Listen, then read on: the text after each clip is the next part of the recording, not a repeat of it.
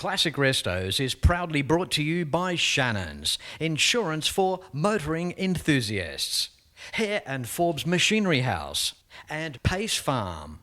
Whilst in Detroit, I just have to bring you this. 2 1974 Dodge Monacos. One belongs to myself, but first and foremost, the story of a retired man and his police car on this week's episode of Classic Restos.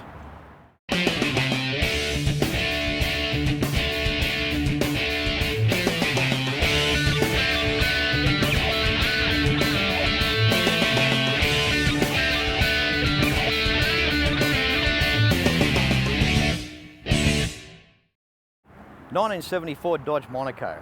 They're a rare car and they're an awesome car. And of course, we've got movies such as The Blues Brothers, as we know, that help stamp this model into the map. Today, it's the story of a guy and his passion, his career, and of course, the work car that he remembers.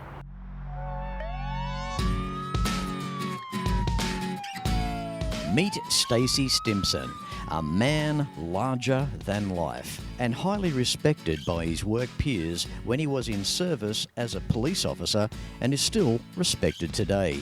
Stacy started at the Lapeer County Sheriff's Department in 1974 as a reserve, and he was hired full-time March the 1st, 1975. Stacy's family owned a dairy farm. He left the tranquility of the countryside to become a sheriff's deputy, whilst still remaining his farm duties working as a policeman. Back then, Stacy was only one of a few deputies to patrol the whole county, where today 40 deputies cover the same area. Stacy started a program for children called Safetyville, which became a course that every first grader in the country would have to attend as part of the school year curriculum. The Safetyville program was intricate for the county's youth. He started it from nothing and built it his own way that became nothing but successful. Stacy was also the department head liaison for the reserve program, which would put on volunteers for all sorts of areas of work. These reserves would allow police cars to have two-man units where they could assist with any capacity of police work in the company of a deputy sheriff. Stacy served the county for over 40 years as a deputy sheriff and was known to be the only one to always show up and never complain or become bitter with the job. Stacy also took an additional role as a sergeant with the Lapeer Township Police Department, maintaining both of these police jobs for almost 30 years. To be a tough cop, you need a tough car. And anyone in the business here in the United States will tell you that when it came to cop cars in the 60s and the 70s, the Mopars were as tough as you could get. This beloved, partly restored 1974 Dodge Monaco was purchased through what is known as the Deputies Association, which is a children's benefit for Lapeer County. These were the cars, the cruisers that Stacy etched his legacy around as a policeman back in the day. In 1974, I joined the Lapeer County Sheriff's Department, and in those days we were driving the Dodge Monacos or the Plymouth Grand Furies. They were 440 cars, and you certainly could tell by the weight of the car and the rumble of the engine that it was the big motor. The cars were very fast. When you'd sit at a stop sign or a stoplight and the light would change, you had to be a little careful because they would easily spin the tires and everybody thought you were showing off. The cars would do about 140 mile an hour top end. The suspensions in those days weren't as true as they are now, so there were times that you were holding on to make sure that you stayed in that lane. And after half a dozen real hard stops, the brakes would begin to fade, and you had to be a little careful of that too. But as reliable as it could be in those days for a carbureted car, running premium gas, they would get right down the road and get you where you needed to be. They were a very heavy car. In the winter months, sometimes in the rural areas, the nurses would not be able to make it to the local hospitals, and they would send us out to bring those nurses into the hospital for their shift. I remember pushing snow hood high And if you got stuck, you'd back up and hit it again. And you would do that several times till you either got through or they come and got the car with the wrecker service. But most times they wouldn't let you down. It was amazing what those cars would do. The cars were good in chasing or high-speed ventures going to accidents because mostly because they had the power. As I said, the suspension wasn't there, and you had a different form of driving. You knew to lead in the corners, to slow down in the curves. It was a lesser balance than there is today. But that car would get you there truly just because out of the speed. There was always times when you needed to pass a vehicle to get going somewhere, spin the car around. That was done by pulling on a gravel shoulder and a good pop of the throttle. It would come right around almost exactly the same spot. So you learn to be careful with that power, but at the same time, use it to your advantage. When I seen the Blues Brothers movie and I saw that car, I knew that was the car that I had driven when I started as a young policeman in 1974 at 21 years old. It was a reaction I'll never forget. This particular car is a replica of the police car I first started with in 1974. The idea came about a dozen years ago when we were looking for something to help us with the local children's benefit.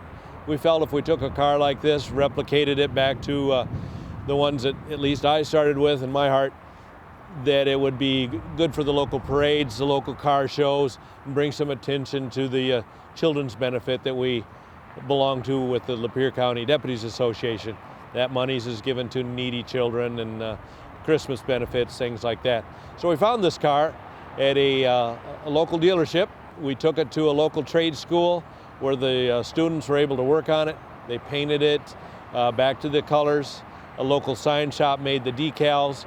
It was a 440 car, so when it went to the mechanics, they were amazed that it was still in good enough shape to continue with this. And that's what this car is used for. Fletch, what we have here is a radar unit back in the early 70s. And this brand, let me see here, was made by Enstrom Signs. This is the control head with the digital readout and the calculations. This would set on the dash of the police car, plugged into the cigarette lighter, so it is obviously run by the vehicle's battery. And to that, the antenna, if you will, is set on the window rolled up. That is connected to that system, and it would calculate the closing rate of the vehicles coming at us. It's adjustable, but that was the early radar units in the 70s used by the Sheriff's Office. I am proud to have been a member of the Sheriff's Department for over 40 years, worked with a lot of wonderful people. We've helped a lot of children through our benefit, and I believe that Fletch is going to talk with my son, who is also a Sheriff's deputy and taken over a career after mine.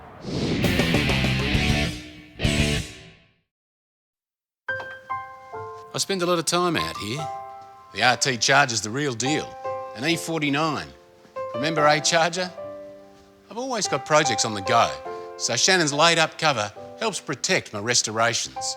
I'm Mopar through and through. It's a passion Shannon's understands. I wouldn't insure my cars and bikes with anyone else. Shannons, insurance for motoring enthusiasts. Call 13 46 46 for a quote.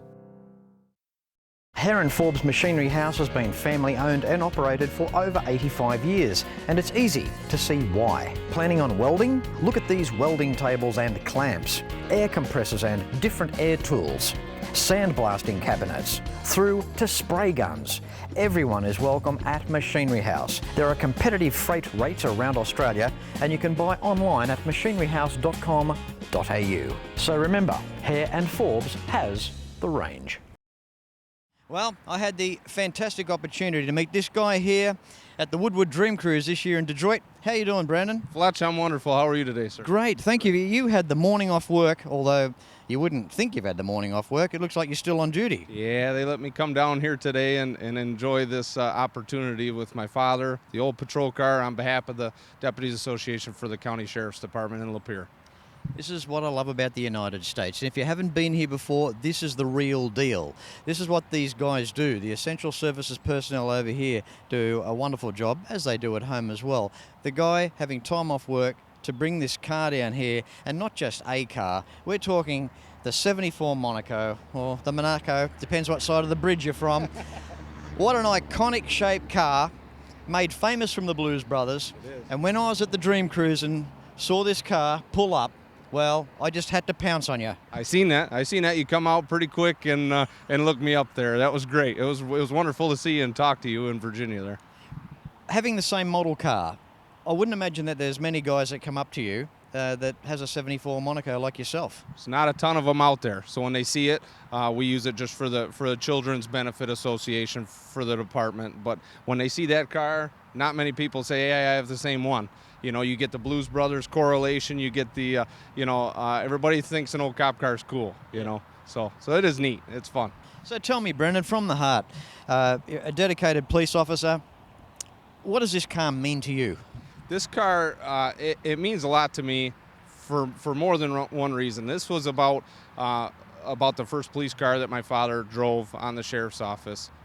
He started back in '75, and so this car to me means it puts, when I'm in the driver's seat of this, I think of him as a young policeman coming in and driving this car and working the county as a young officer. So for me being in that car, that's what it means to me. It is just picturing what it was like back in the day to drive around that old car and be an officer in the county.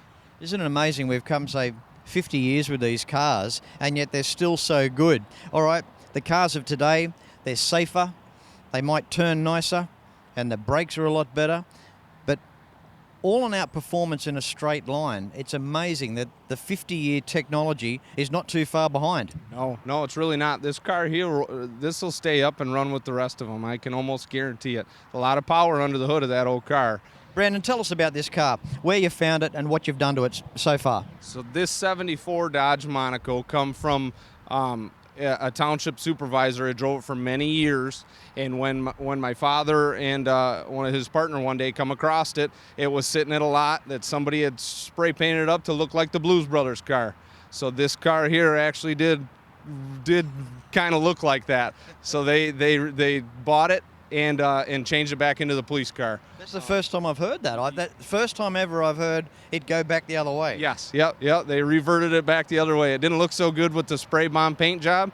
They took it out, and like I said, through donations through the county, a lot of folks come together and make it happen, put it back into an old patrol unit. Down to the fine detail of the dog dish hubcaps drilled.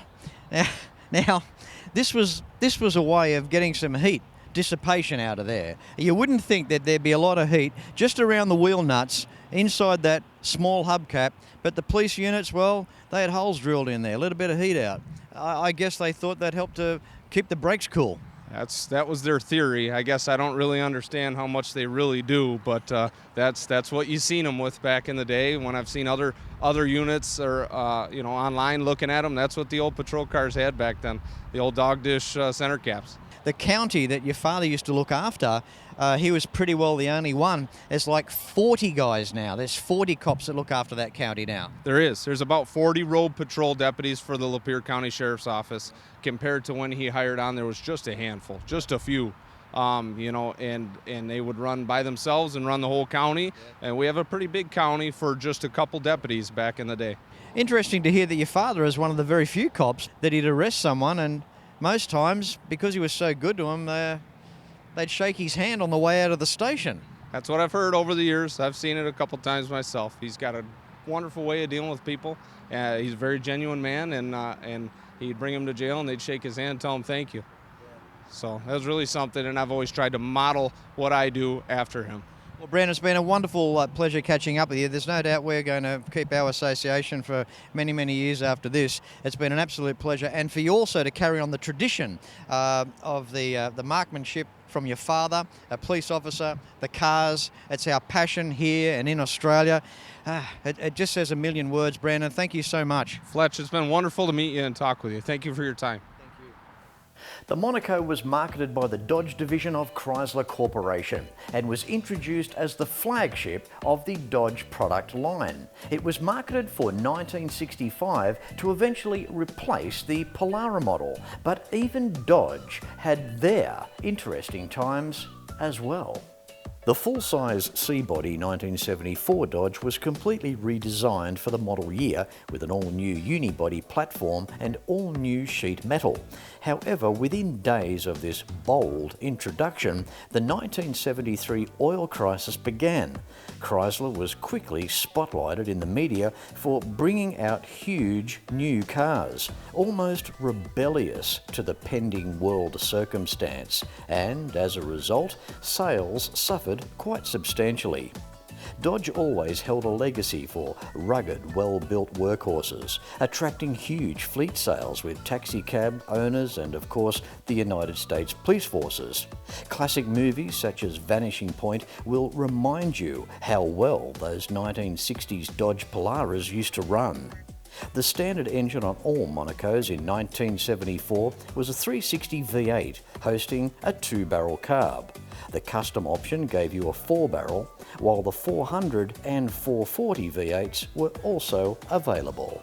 And it's quite true what Dan Aykroyd said in the movie The Blues Brothers. This is the 1974 model, the model before the introduction of the catalytic converters in 1975. And yes, indeed, it does run very well on regular gas.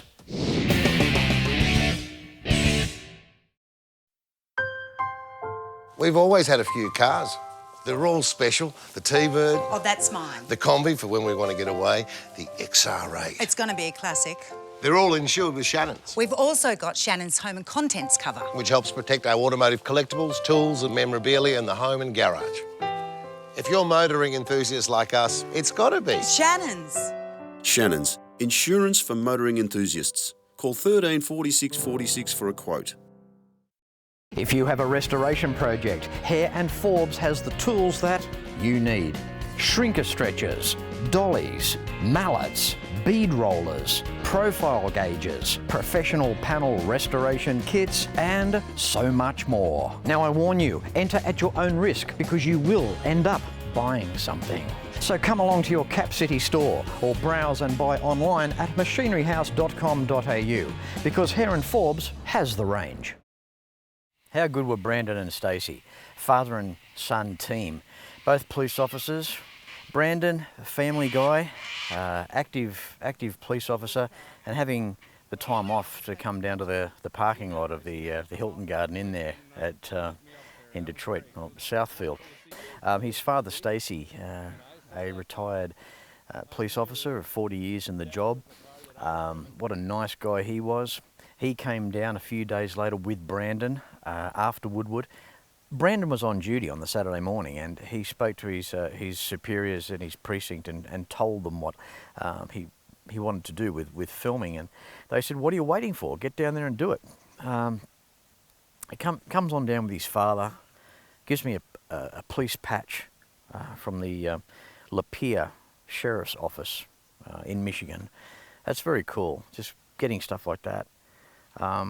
Just the no-nonsense approach of, hey, look, we've got an opportunity of being filmed on Fletch's show, and they just dropped what they were doing and came and did that. And yeah, I think the world of that.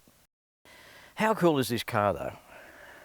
Without the Blues Brothers, I guess, the poor old 74 Monaco, well, it wouldn't be on the map. And it is a shame, in a way. It goes, I guess, with a lot of other cars that were just forgotten about. Incredibly underrated. These cars are a full-size car.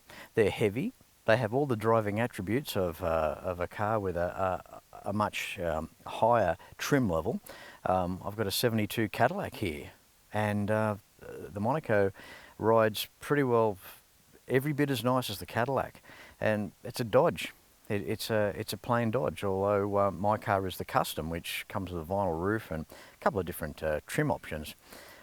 Which makes it a bit different to the bog standard police cars. This is a car I never thought that I would ever get a hold of. A Blues Brothers tragic, and I'm not the only one, but I am a Blues Brothers tragic. Between the years of 1980 and 1990, I would have watched the movie at least 10 times a year. We're talking a movie of 150 times I must have seen the Blues Brothers. And I guess I was just mesmerised by this, this really cool cop car, which was 6 years of age by the time that the Blues Brothers was being filmed. And in those times in the United States, it was almost in the era where a trade-in value was less than what you'd get if you crushed your car or scrap value, which makes us cringe today when we think of that scenario. How did I get this car? So it gets back to our good friend Murray in Tiffin, Ohio. A personal friend, as you've heard me speak of many times on Classic Restos, and Murray had this car sitting in his driveway. He bought the car about 6 years ago. At time of filming now in 2019, he had the car roughly 6 years. He basically bought the car and parked it up, never drove it. So it hasn't been subject to icy roads over there with the salt. It hasn't been driven on those roads. The paint is original paint. Look, I'd probably give it 85 out of 100. I think the snow and the ice has probably burnt the paint to give it a bit of a satin sort of a finish, but at least it's even. Remarkably, a bit of a cutback on the hood has brought back some shine, and I'm quite happy with that.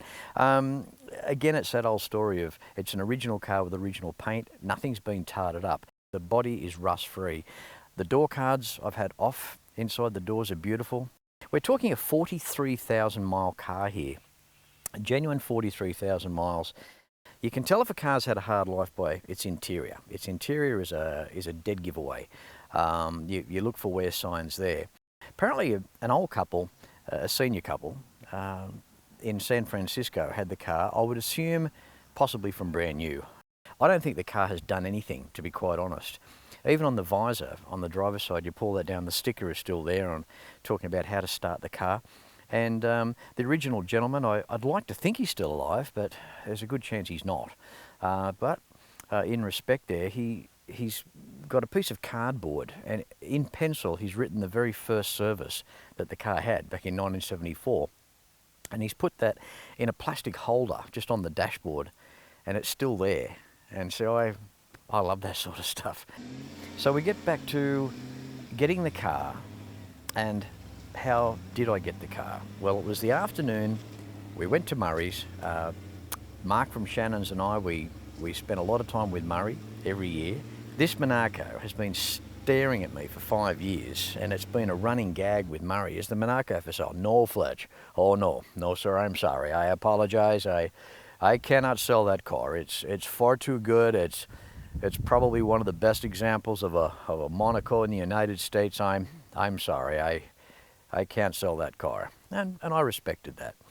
Last year, I looked down the driveway, and here's the Monaco still sitting there. And with tongue in cheek, I said to Murray, well, what's the deal with the Monaco? Murray, for sale this year? And I got him at a moment where he got a bit restless and was like, well, he's looking down at the ground and, well, Fletch, well, it might be. Oh, my God, I don't believe this. He's actually thinking about selling it. And 5 minutes later, there was a handshake done over the back of the car. We did a deal, and yeah, on a truck, then on a ship, and here it is behind me here. It wasn't an easy car to get a hold of. It was quite difficult, and a little bit of perseverance. I think what makes Murray happy about is to know that the car is being mollycoddled now. The car, when I found it in Murray's driveway, it was just dirty, that's all. It was just grubby from sitting outside. In Murray's defence, he had a sun shield over the rear and over the front to try and protect dashboard and the back seat area, and that did a good job in the preservation of the interior. But it was just grubby. There was a tree growing through the grille. What a classic that was. This tree, you're trying to get the tree out. We had limited area to try and get this tree out of the grille. So Murray had this electric saw, and we had to saw that out of the grille. Mark got himself a beautiful 73 New Yorker, blue in colour. We had to get that out of the way so we could get the 74 Monaco out of the way. These cars, you've got to remember too, that these cars have sat for years and haven't started. Murray just puts a battery in there and a bit of fuel down the carburetor and turns the key and starts them up and takes them out the front and does 75 mile an hour up the road. These are big, heavy cars that are well powered, and they do go well. This particular car behind me here is a 360 car. It's not a 440. And I thought to myself, well, okay, I'm still going to get the car because it's just too good. It's just too original. And to let this slip through my fingers, you look online, you try and find one. They're impossible to find almost. They're a very, very rare car. And I wasn't going to let that stop me. And I thought to myself, well, okay, well, being a big, heavy car, the 360 may be a little doughy in it. It's not a big block. But how wrong I was actually surprised. I've got a 440 car there with the 67 New Yorker, and it goes very, very well. This thing's not far behind it. It is quite surprising how well this 360 package with the 727 auto, 8 3/4 rear, run in this Dodge. 4 brand new tyres, caliper kits up front, new brake pads, rear brake shoes, wheel cylinders, new master cylinder, so you know your braking system's good. Radiator, new core, or add a core to it, you know, try and improve the cooling system on the cars, of course the hoses. You do that type of stuff and you've got yourself a very reliable car.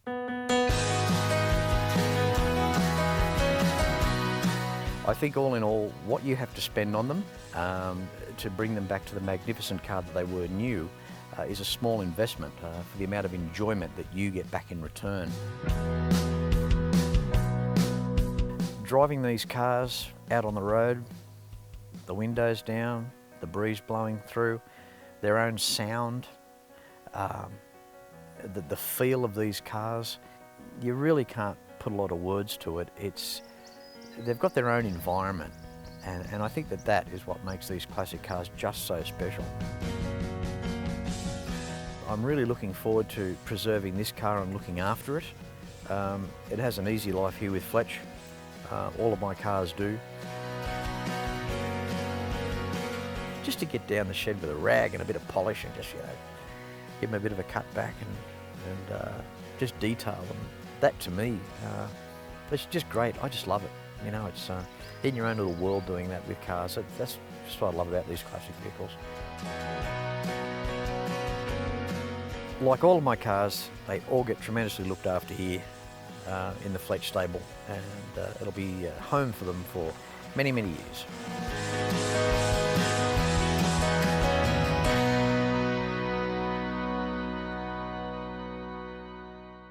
Well, I hope you've really enjoyed this week's episode of Classic Restos. How cool were Brandon and Stacy, and how cool are these 74s? You know, we met Brandon and Stacy in Detroit this year whilst on the Detroit tour with Fletch. And if you can see yourself discovering Detroit in 2020, why not private message me your email address and we'll send you some details. In the meantime, no matter where you're watching Classic Restos from, until next week, please ride and drive safe. I'm Fletch, and I thank you very much for watching.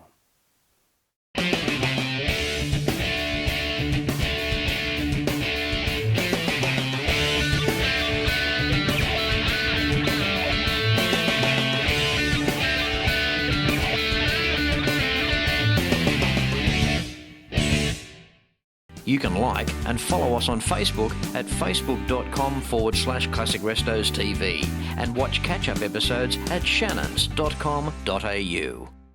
Classic Restos is proudly brought to you by Shannons, insurance for motoring enthusiasts, Hare and Forbes Machinery House, and Pace Farm.